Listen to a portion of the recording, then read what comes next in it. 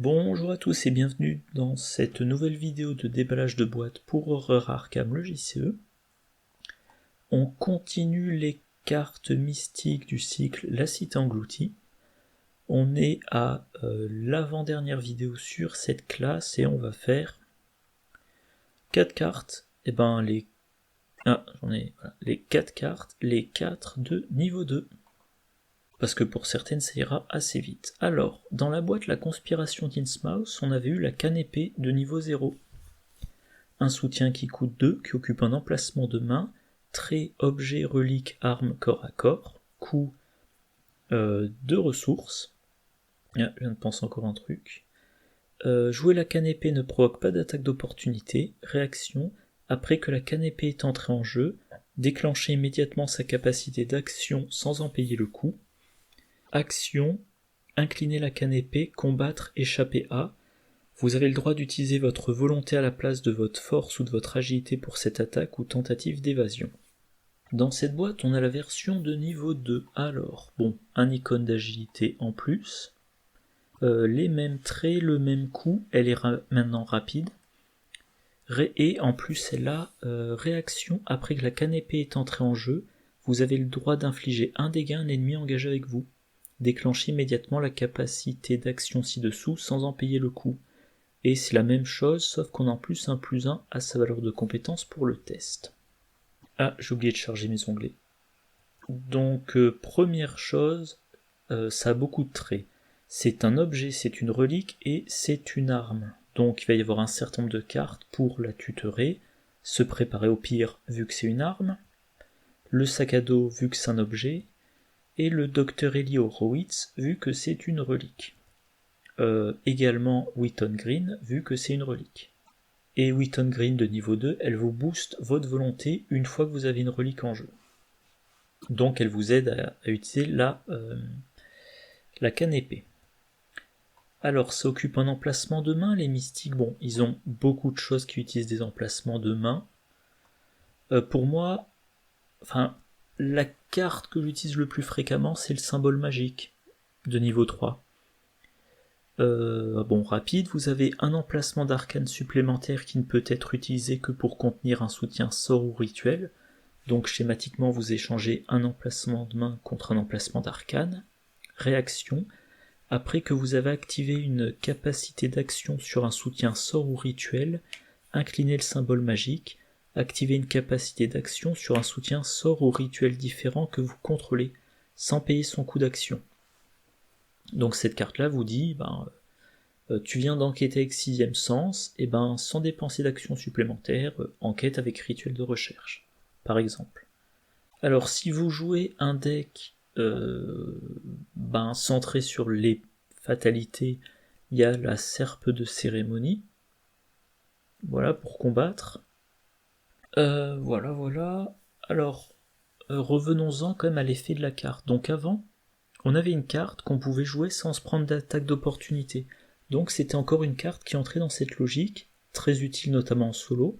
Tant que j'en ai pas besoin, je la joue pas. Et puis, je deviens engagé avec un ennemi, j'ai besoin de pouvoir l'affronter, soit le combattre, soit lui échapper, je joue ma canne épée, mais je me prends pas d'attaque d'opportunité. Là, c'est carrément rapide, donc non seulement on se prend pas d'attaque en la jouant, mais on dépense pas d'action. Voilà, donc on a encore tout son tour pour l'utiliser. Alors avant, c'était j'attends le dernier moment, je la joue et immédiatement je combats, je l'utilise sans payer d'action. Donc quelque part, j'ai dépensé une action pour la jouer, mais je regagne l'action. Là, j'ai pas dépensé d'action, donc j'ai une action bonus. Donc en fait, j'ai 4 actions pendant mon tour. Ah oui, un point important, réaction, déclencher la capacité sans en payer le coût. C'est pas sans payer son coût d'action, c'est sans payer son coût, donc sans l'incliner. Je vais pas tout lire, mais oui.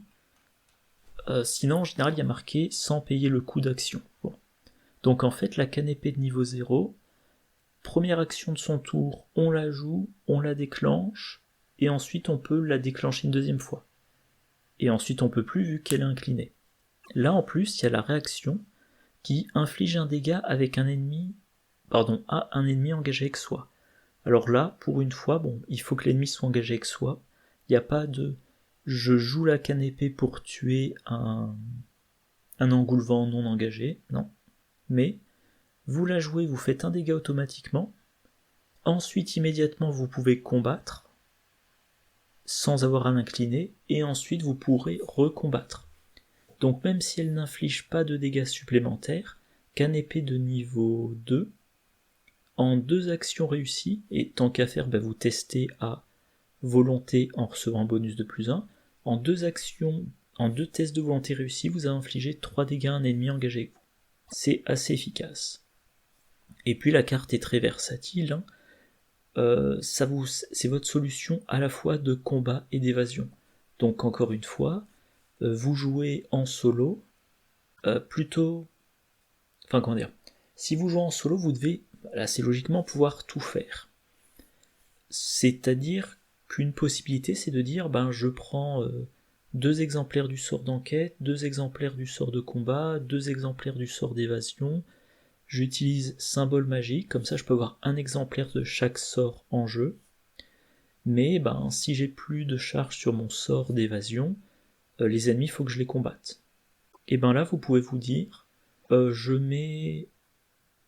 vous dites, je mets 2 exemplaires d'un sort d'enquête, 2 exemplaires d'un autre sort d'enquête, un exemplaire de flétrissement, pour quand l'ennemi est quand même bien costaud, et canne épée et symbole magique, et tant que je m'en sors, tant que j'ai pas d'ennemis, dès qu'un ennemi apparaît, hop, canne épée, un dégât automatique, ce qui au passage peut suffire à le vaincre, hein. Si vous devenez engagé avec une nuée de rats, le fait de faire entrer la canne épée vainc les rats, et puis voilà, hein, donc vous avez une carte hybride. Bon. Point très important, vous vous retrouvez à combattre ou échapper à la volonté. Alors, je n'ai toujours pas fait ma vidéo sur le mode expert, mais moi je dis toujours, pour être efficace, surtout à niveau de difficulté élevé, il faut se concentrer sur le minimum possible de compétences différentes. Et là, vous êtes un mystique, avec votre volonté, vous faites du combat ou de l'évasion, et grâce aux autres cartes mystiques, vous pouvez aussi faire l'enquête, avec votre volonté, avec des cartes comme rituel de recherche. Donc ça augmente votre polyvalence et ça vous facilite la vie. Vous dites, tout ce que j'ai à faire, c'est booster ma volonté. Et je suis fort dans tous les domaines. Alors, c'était toujours le cas des mystiques, mais sauf qu'encore une fois, sans la canne épée, il vous faut le sort de combat et le sort d'évasion. Avec la canne épée, en une carte, vous avez le combat et l'évasion. Et pour être encore plus efficace, il y a dans la boîte aux confins de la Terre, il y a les talents de niveau 3. Alors si vous y avez accès, cogneur, ça vous permet de booster les tests de compétences sur les cartes armure, arme à feu ou corps à corps. Et donc, cogneur, ça augmente, ça vous donne des bonus pour vos tests de combat ou d'évasion avec la canne épée. Voilà. Ah oui. L'effet 1 dégât quand ça entre en jeu, ça fait penser aux flics en patrouille. Voilà, je sais pas pourquoi j'ai mis cette carte-là à ce moment-là et pas avant. Mais voilà, et ça peut se cumuler avec le flic en patrouille. Donc potentiellement, face du mid, vous piochez un ennemi. À votre tour, vous jouez la canne épée, 1 dégât automatique. Flic en patrouille, 1 dégât automatique. L'action de combat de la canne, 3 dégâts en une seule action. Ah oui, voilà, j'ai vraiment mis les choses dans le désordre. Autre talent de la boîte aux confins de la Terre qui vous intéresse, antiquaire, voilà, qui marche sur les reliques. Alors les ennemis, voilà, je sais pas pourquoi j'ai pris cette carte-là spécifiquement, mais moi je considère que l'ennemi typique qu'il faut être capable de gérer, c'est l'ennemi 3-3-3. Canne épée, 1 dégât automatique au moment où elle rentre en jeu. Ensuite, quand elle entre en jeu, vous avez une action de combat, si tout se passe bien, vous faites le 2e dégât. Et ensuite, pour le 3e dégât, soit vous dépensez une action, parce qu'à ce stade-là, vous avez toujours dépensé 0 action, donc soit la première action de votre tour pour achever l'ennemi, soit, je sais pas, vous utilisez Atrophy ou Flic en patrouille, ou voilà, votre effet. Point intéressant, la carte a le trait relique, donc tous les ennemis type Poltergeist qui ne peuvent être blessés que par les reliques, ça marche contre eux. Les gardiens ont la solution de la lame enchantée, ou les mystiques aussi d'ailleurs. La lame enchantée, il faut dépenser une charge pour faire le deuxième dégât et vaincre le poltergeist en une seule action. Et la canne épée, elle entre en jeu dégâts automatiques, le dégât passe vu que l'arme a le bon trait, et attaque de la réaction à l'entrée en jeu, si tout se passe bien, le poltergeist est vaincu. Encore une fois, on n'a toujours pas dépensé d'action pendant son tour. Alors pour le chercheur de Carcosa, bon, pour rappel, j'ai enregistré beaucoup de parties sur Carcosa, c'est pour ça que je pense à ce cycle-là. Il a 3 points de vie, il n'a que 2 en combat, bon par contre, il est distant. Alors lui, il faudra l'engager avant de jouer la canne épée, parce que sa réaction d'entrée en jeu ne marche qu'avec un ennemi engagé avec vous. Donc, phase du mythe, il entre en jeu dans un lieu vide. Ah tiens, il manque un mot. Bref. Donc, à votre tour, première action, vous entrez dans le lieu du chercheur. Deuxième action, vous l'engagez. Action rapide, canne épée, dégâts automatiques, attaque. Troisième action de votre tour, attaque à un mystique. Vous êtes à 4-5 de base, il y a le +1. Donc vous testez à 5-6 contre 2, bonne chance de réussite. Et voilà, donc si vous jouez les échos du passé, vous générez le chercheur de Carcosa dans le lieu connexe, et en un tour vous le vainquez. Alors je sais plus pourquoi j'ai mentionné ça.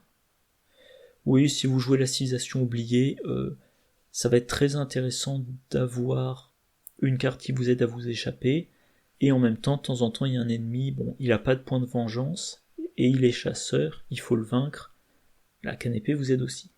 Par contre, point important, le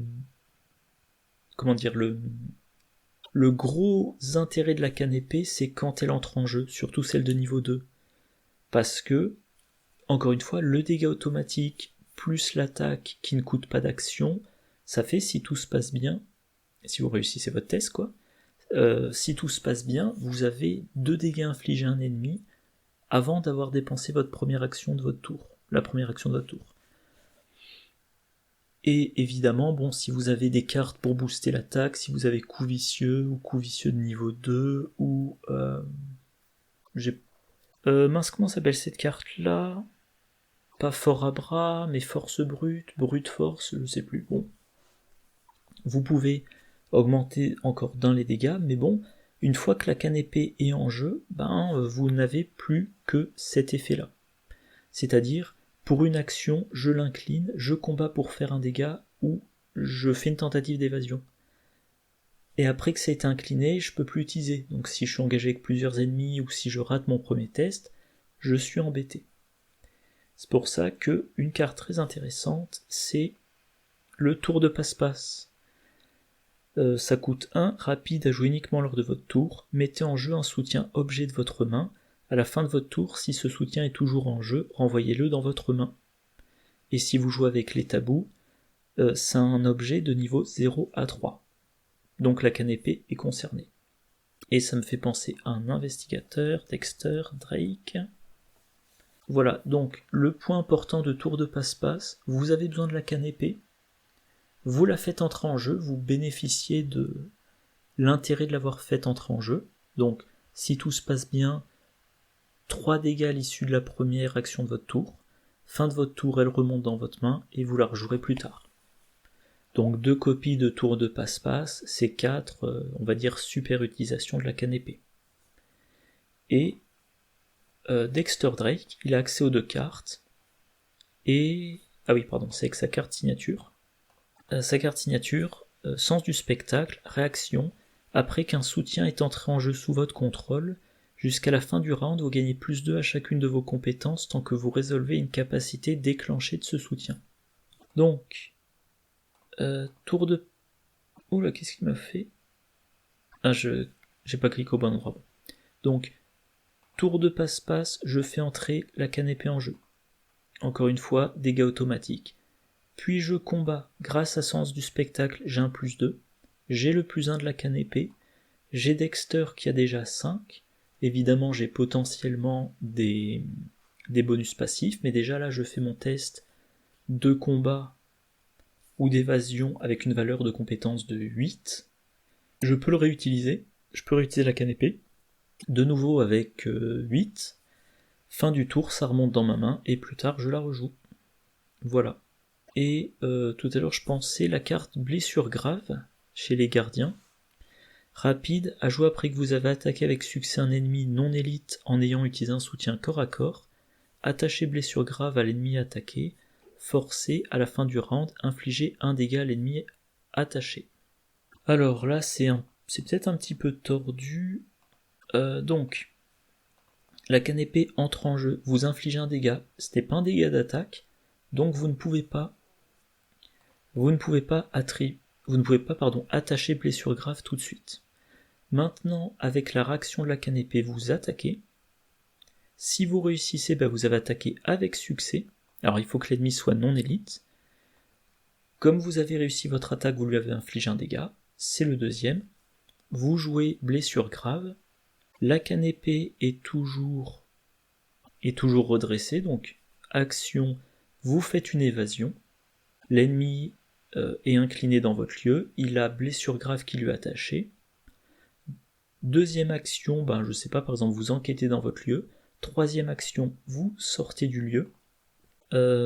Phase d'entretien, l'ennemi se redresse, fin du round, un dégât de blessure grave, et maintenant, tout ce que vous avez à faire, c'est laisser de la distance entre vous et cet ennemi, et il finira par être vaincu par blessure grave. Voilà, bon. C'est assez anecdotique, encore une fois, je suis pas fan de blessure grave. Deuxième carte, écho spirituel. C'est un événement de niveau 2 qui coûte 1, trait rituel. Attachez cette carte à votre lieu, limite de 1 par lieu. Réaction, après que vous avez activé une capacité d'action ou d'action rapide d'un soutien sort ou rituel, effectuez à nouveau cette capacité dans le lieu attaché comme si vous étiez, en ignorant le coût d'action de ce soutien s'il y en a un. Vous avez le droit de déclencher cette capacité depuis n'importe quel lieu. Renvoyez écho spirituel dans votre main. Alors, déjà, les soutiens qui ont le trésor au rituel, il y en a un paquet. On peut situer le rituel de recherche, le flétrissement, et aussi, point intéressant, vision ésotérique. Alors, concrètement, à un moment donné, vous êtes dans un lieu, pour une action et une ressource, vous attachez écho spirituel à ce lieu. Parce que vous pensez que ça sera utile. Et plus tard, vous dépensez une action, ou alors vous faites une action rapide d'un soutien. Par exemple, vous êtes dans un autre lieu, et vous utilisez rituel de recherche pour enquêter dans l'autre lieu. Vous remontez dans votre main l'écho spirituel, et avec rituel de recherche, vous enquêtez également dans le lieu dans lequel vous aviez posé écho spirituel. Voilà. Et écho spirituel, ensuite, vous pouvez le jouer par exemple dans votre lieu, ça vous coûte de nouveau une action, et plus tard, vous enquêtez dans un autre lieu, et ensuite vous enquêtez avec écho spirituel dans le lieu dans lequel vous l'avez joué. Alors, point important, en ignorant le coût d'action, pas le coût d'action, donc rituel de recherche, vous faites votre enquête en dépensant une charge, et comme vous enquêtez aussi dans l'autre lieu, vous dépensez une autre charge. Voilà. Pareil pour flétrissement, donc ça peut aller assez vite, pareil pour vision ésotérique. Donc cette carte-là, en fait, on la joue dans un lieu en se disant, plus tard, j'aurai besoin de faire quelque chose dans ce lieu. De ce point de vue-là, ça fait un petit peu penser à ouverture de portail. Ouverture de portail, c'est une carte myriade, rapide, à jouer uniquement lors de votre tour. Attachez cette carte à votre lieu, limite collective de 3 en jeu. Les investigateurs ont le droit de se déplacer entre 2 lieux avec une ouverture de portail attachée, comme si ces lieux étaient connexes. Ouverture de portail, vous dites, plus tard il faudra que je revienne dans ce lieu, je lui mets une ouverture de portail. Par exemple, vous jouez un scénario, vous savez qu'à la fin du scénario, il faut revenir dans le lieu de départ. Exemple, le deuxième scénario de la campagne de la civilisation oubliée.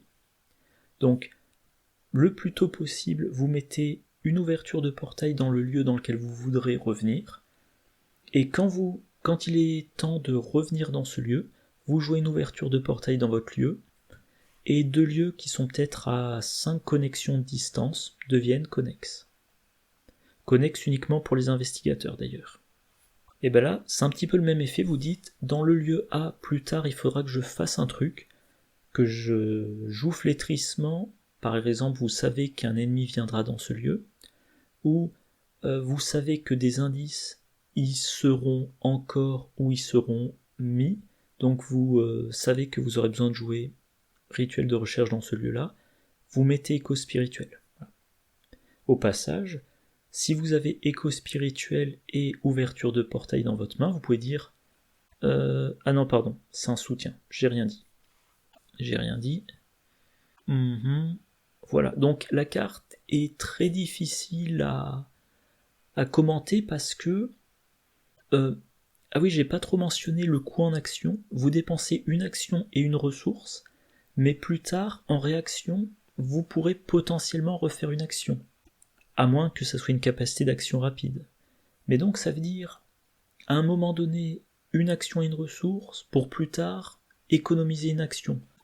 Donc, 2 XP pour mettre la carte dans votre deck, et au cours d'un scénario, une ressource pour faire un effet à distance, schématiquement. Voilà. Et il y a tellement d'effets possibles que c'est difficile de juger à quel point c'est intéressant. Par contre, allez, encore une fois, on mentionne Dexter Drake et Sens du spectacle. Vous posez écho spirituel dans un lieu, potentiellement dans un autre lieu, parce que vous pouvez en mettre 2 dans votre deck, et jusqu'à 1 par lieu. Donc Dexter Drake a joué écho spirituel dans le lieu A, écho spirituel dans le lieu B, il est maintenant dans le lieu C, il va jouer un soutien, alors par contre qui doit avoir assez de charge.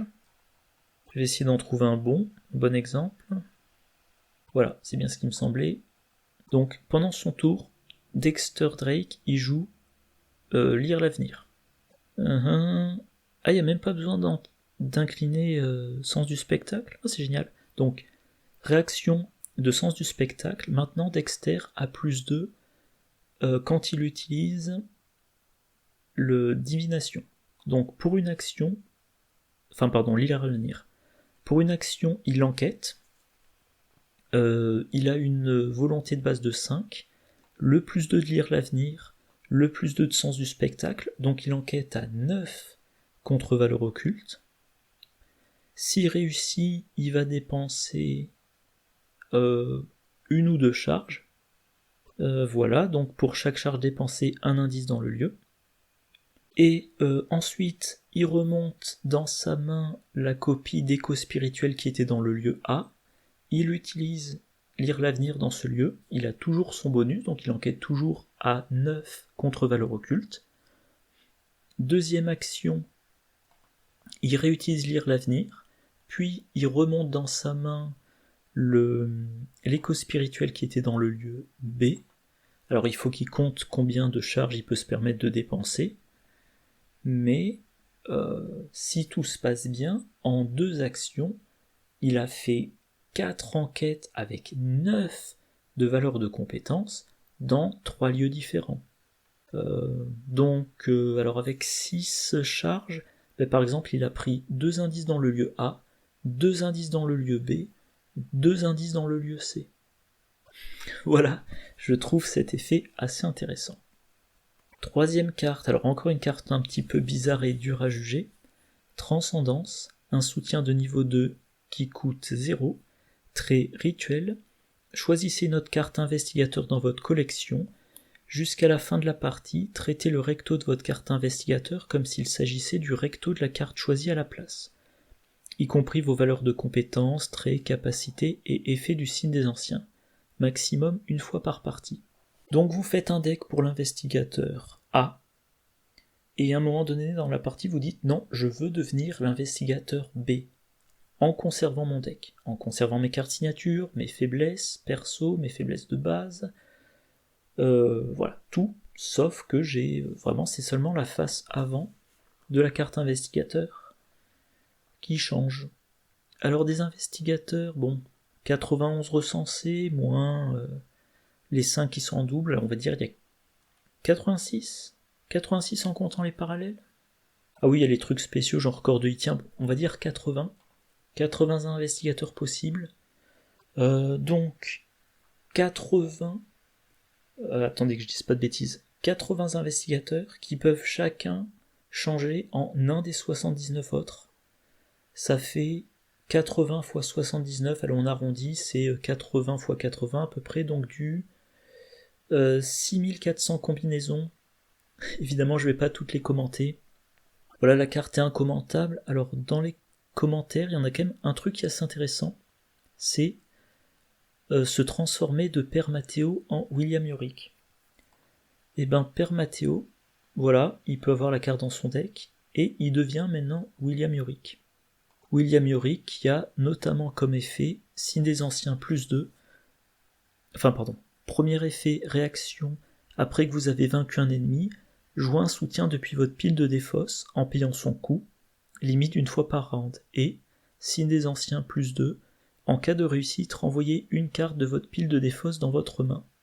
Or, Père Mathéo dans son deck, il avait le Codex des Âges, un soutien qui occupe un emplacement de main, qui scelle le Signe des Anciens, plus 1 de volonté tant qu'il y a un pion scellé sur cette carte, et, réaction, quand vous devriez révéler un pion KO de la réserve du chaos, défaussez le Codex des Âges, résolvez le pion Signe des Anciens qui était scellé sur cette carte, comme s'il venait d'être révélé de la réserve du chaos. Donc, quelle est l'idée ? Le Codex des Âges est dans votre défausse, vous jouez Transcendance, vous vous transformez en William Yorick. William Yorick, il vainc un ennemi, il remet en jeu le Codex des Âges, ouais c'est ça le Codex des Âges, il scelle dessus le Signe des Anciens, dès qu'il y a un test à faire, William Yorick il dit bah je défausse, ouais voilà ça, je défausse le Codex des Âges, je résous le Signe des Anciens. Signe des Anciens qui dit renvoyez une carte de votre pile de défausse dans votre main. Je sais pas, par exemple, Véritable Survivant. Voilà, donc il utilise l'effet de son Signe des Anciens. Le Codex des Âges est dans la défausse. Et si c'était une attaque, a priori elle est réussie. Comme elle est réussie, capacité de William Yorick, il remet en jeu le Codex des Âges. Et vous avez un deck qui... si vous avez un ennemi à vaincre par round, ça veut dire une fois par round, vous faites rentrer le Codex des Âges, puis vous l'utilisez, donc William Yorick, une fois par round, il résout son Signe des Anciens, une fois par round, il prend une carte de sa défausse, qu'il met dans sa main. Voilà, très efficace. Une autre mention, c'est Lola Eyes. Alors Lola Eyes, elle est assez technique. On va avoir accès aux cartes neutres et à toutes les cartes de classe jusqu'au niveau 3. Il faut qu'on choisisse 3 classes différentes, et on doit avoir au moins 7 cartes de chacune de ces 3 classes dans son deck. Mais on a accès à tout plein de cartes différentes. Le truc qui est difficile, c'est qu'on peut... À un moment donné, on va avoir un rôle. Donc le rôle, c'est gardien, chercheur, truand, mystique ou survivant, ou neutre. Et tant qu'on est dans ce rôle, on ne peut jouer, attribuer ou déclencher les capacités des cartes. On ne peut jouer, attribuer ou déclencher les capacités que pour les cartes neutres ou les cartes de son rôle. Donc elle a un pool de cartes gigantesque, mais pendant la partie, elle est limitée sur ce qu'elle peut faire de ses cartes. Et voilà, vous remplacez Lola Eyes par n'importe quel autre investigateur, et vous avez schématiquement, voilà, vous avez un Mark Harrigan. Je suis en train de bugger. Voilà, vous avez un Mark Harrigan qui a accès à toutes les cartes jusqu'au niveau 3. Voilà. Vous avez accès à, que je prends un autre exemple. Enfin voilà, vous avez un investigateur. Tiens, par exemple, vous avez Michael McGlenn qui a accès à toutes les améliorations gardiens jusqu'au niveau 3, auquel normalement il n'aurait pas le droit. Si elle ne mentionne pas arme à feu. Et en plus, petit point, sa faiblesse, défausser toutes les cartes de votre rôle actuel, et ben si vous n'êtes plus Lola Eyes, vous n'avez plus de rôle, donc votre faiblesse perso ne fait rien. Bon, par contre, votre carte signature non plus ne fait rien de spécifique. Un truc amusant aussi qui est mentionné, c'est blablabla. Ah oui, sauvez-vous vous-même des stats terribles de l'homoncule perdu. Si dans votre deck vous avez mis le grand œuvre, pour gagner un point d'expérience supplémentaire après chaque scénario, potentiellement, vous avez été vaincu et vous êtes devenu l'homoncule perdu. Homoncule perdu qui est 2-2-2-2. Eh bien, si dès le début de la campagne, enfin, avant d'être transformé en homoncule, vous aviez prévu Transcendance, en cours de partie, vous pouvez dire, eh ben je joue Transcendance et jusqu'à la fin du tour, je n'ai pas les stats de l'homoncule, mais j'ai les stats de mon investigateur initial. Bon, sauf que vous avez quand même perdu vos cartes signature, et vous n'avez plus la possibilité de changer votre deck. Voilà.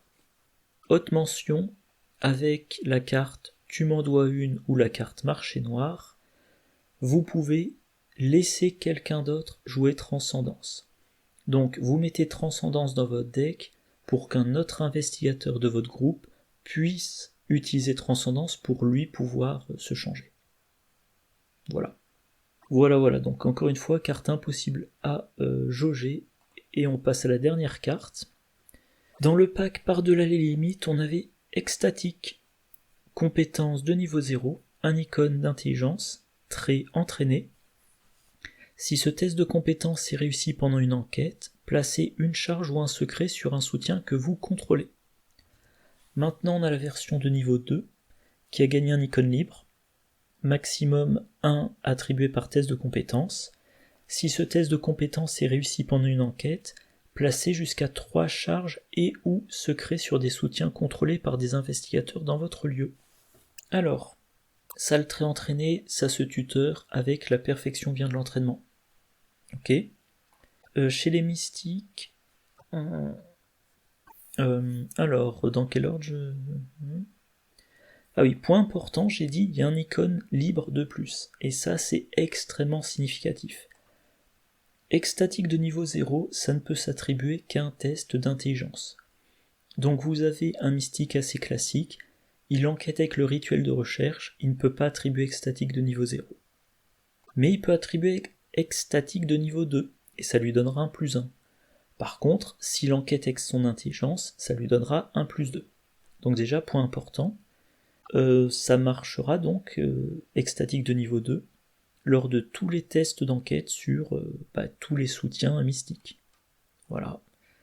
Il y a de quoi faire selon que vous avez un deck qui joue les fatalités, qui joue les pions spéciaux, qui joue les pions maudits, etc. etc. Par exemple, lire l'avenir, voilà. Pour lequel vous pouvez choisir si vous voulez enquêter avec votre volonté ou votre intelligence. Et ben là, si vous avez extatique en main, soit vous enquêtez en attribuant extatique, vous enquêtez à volonté +3, soit vous enquêtez à intelligence +4. Donc si vous avez la même valeur de volonté et d'intelligence, et ben vous enquêterez avec votre intelligence. Pour lire les signes, ouais, je sais pas pourquoi j'ai mis ça, bon, c'est un gros bonus. Bon. Voilà, donc extatique de niveau 0, ça n'entre que dans certains decks mystiques, ceux qui ont une bonne intelligence et qui enquêtent avec leur intelligence. La version de niveau 2 entre dans tous les decks mystiques. En plus, la recharge, on passe de une charge ou un secret à jusqu'à 3 charges et ou secrets répartis comme on le souhaite sur des soutiens contrôlés par n'importe qui dans le lieu. Le niveau de recharge est bien plus intéressant. Voilà, bon. Alors, comme c'est très bon en recharge de secrets, ça peut aussi intéresser les chercheurs qui ont accès à cette carte-là. Et enfin, si vous rechargez, ça peut être intéressant pour des choses qui dépensent. des charges ou des secrets. Alors bon, là j'ai cherché pour les charges, mais par exemple le déferlement de puissance, c'est une compétence entraînée également, un icône libre, dépensez jusqu'à 3 charges parmi les soutiens que vous contrôlez en tant que coût supplémentaire pour attribuer déferlement de puissance à un test de compétence. Déferlement de puissance gagne un icône de volonté et un icône libre pour chaque charge ainsi dépensée. Extatique vous permet de mettre 3 charges, et 3 charges pour déferlement de puissance, c'est 3 icônes de volonté et 3 icônes libres rajoutées. Voilà, c'est... Donc à un moment donné, vous faites un test que vous êtes sûr de ne pas rater, vous attribuez extatique, enfin un test, une enquête, vous attribuez extatique, vous mettez 3 charges, et ensuite, je sais pas, par exemple, il y a l'enquête, l'attaque difficile à faire, déferlement de puissance, vous dépensez les 3 charges que vous venez de mettre, et vous avez un total de 3 icônes de volonté et 4 icônes libres. Vous avez un plus 7 à un test de volonté, par exemple. Voilà. Oui, bouclier spectral, il dépense des charges. Bon ben, avec extatique, vous pouvez replacer des charges. Donc, dans la vidéo d'hier, je mentionnais les yeux du rêveur, qui vous fait enquêter avec votre volonté, sans vous demander de dépenser des charges. Donc, vous enquêtez avec les yeux du rêveur, vous attribuez extatique, vous avez un +1 à votre volonté. Si vous réussissez, vous mettez 3 charges sur les yeux du rêveur, il y a désormais 12 charges, et ben ça vous prévient 12 dégâts et ou horreur. Et point intéressant à mentionner, Twyla Catherine Price. Réaction après avoir dépensé au moins une charge d'un soutien sort, inclinez Twyla Catherine Price, placez une charge sur le soutien. Donc, Twyla Catherine Price, elle recharge une des charges dépensées. Mais il faut que cette charge ait été dépensée à l'instant. Ce qui peut vous arriver, c'est vous avez, mettons, un rituel de recherche, vous utilisez ces 3 charges, et ensuite seulement vous jouez Twyla Catherine Price. Eh ben elle vous sert à rien, parce que elle ne peut pas recharger le rituel de recherche. Elle peut remplacer la charge que vous venez de dépenser. Extatique, vous réussissez votre enquête, vous mettez 3 charges sur le rituel de recherche, et maintenant, eh ben vous l'utilisez, et Twyla Catherine Price remet la charge, round suivant, vous l'utilisez, elle remet la charge, round suivant, vous l'utilisez, etc., etc. Donc quelque part, c'est un peu, voilà, Twyla Catherine Price, elle maintient le moteur en marche, et extatique, relance le moteur. Voilà, schématiquement. Allez, le bilan avant que j'aille manger. Canépé, alors que je retrouve la ligne. Canépé, je trouve, c'est génial dans un deck solo. C'est la carte polyvalente, le petit combat simple, l'évasion, c'est la carte qui vous permet de tuer les rats sans gaspiller des charges sur votre flétrissement, c'est la carte qui vous permet d'échapper à l'ennemi non chasseur, qui potentiellement... on va reciter encore une fois agglomérat de sphère. Ah non, pardon, il est chasseur. Bon.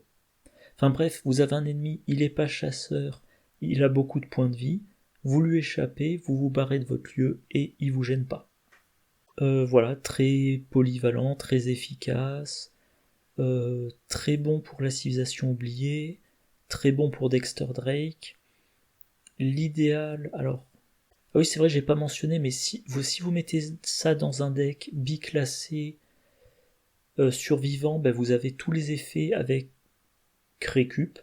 Voilà, vous vous débrouillez pour défausser la canépée, elle va dans votre défausse, vous réussissez une enquête de 2 grâce à récup, ça remonte dans votre main. Prochaine fois que vous êtes engagé avec un ennemi, vous le rejouez de votre main. Bon, voilà. Alors, Patrice Feuway ou Agnès Baker, ça peut être intéressant aussi. Éco-spirituel, c'est très très dur à juger. Voilà. Sur le papier, c'est intéressant. Est-ce que ça rentrera dans un deck? Je sais pas, mais sur le papier, ça vous dit t'as pas besoin de t'attarder dans ce lieu jusqu'à ce que tu pioches la solution dont t'as besoin.